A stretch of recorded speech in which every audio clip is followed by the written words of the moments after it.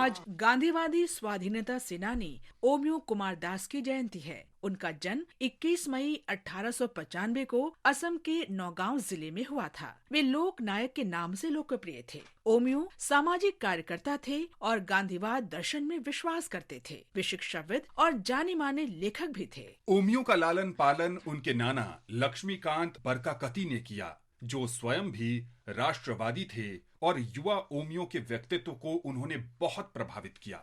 Omio जब Tezpur high school में पढ़ रहे थे तो 1905 में बंग भंग आंदोलन में शामिल हो गए। उन्होंने राष्ट्र की आवश्यकता के लिए धन जुटाने के उद्देश्य से मजदूरी भी की। उनकी राष्ट्रवादी भावना को कॉलेज जीवन में और मजबूती मिली जब कांग्रेस के कलकत्ता अधिवेशन में उन्होंने गांधी जी, सुरेंद्र नाथ बैनर्जी, एनी बेसेंट और अन्य हस्तियों के भाषण सुने। जब गांधी जी ने 1920 में असहयोग आंदोलन शुरू किया तो ओमियो ने आंदोलन में शामिल होने के लिए आसपास के युवाओं को एकजुट करने का कार्य किया। इस आंदोलन के दौरान हजारों विद्यार्थियों ने पढ़ाई छोड़ दी, विदेशी कपड़ों का बहिष्कार किया, शराब और अफीम की दुकानें बंद कराई गई और अदालतों का त्याग किया गया।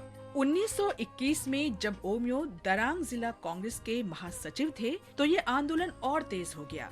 एक बार तो शराब की दुकान बंद कराते समय ओमियो का सामना एक क्रोधित महिला से हुआ जो शराब खरीदने आई थी। ओमियो ने उन्हें शराब पीने के नकारात्मक असर के बारे में समझाया। वो महिला ओमियो से इतनी प्रेरित हुई कि उसने शराब छोड़ने की प्रतिज्ञा कर ली। उसके बाद उस महिला ने असहयोग आंदोलन में सक्रिय रूप से हिस्सा लिया। ऐसा था ओमियो का नेतृत्व कौशल। जब गांधी जी ने 1930 में सविनय अवज्ञा आंदोलन शुरू किया तो ओमियो ने स्वयं ही युवाओं को एकजुट करने की जिम्मेदारी संभाली। स्वाधीनता संघर्ष में भाग लेने के कारण उन्हें कई बार जेल जाना पड़ा। ओमियो को 1937 में असम विधानसभा के लिए चुना गया। उन्होंने संविधान सभा के सदस्य के रूप में भी सेवा की।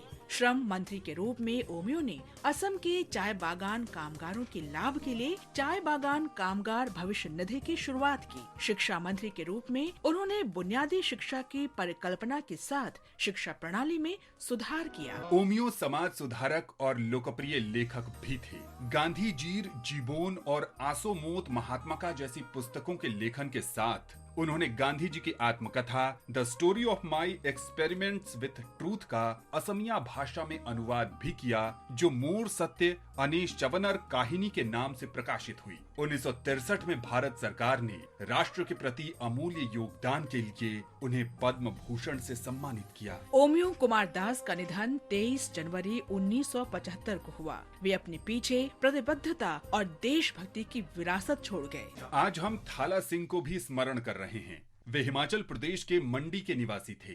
थाला सिंह ब्रिटिश भारतीय सेना में सैनिक थे।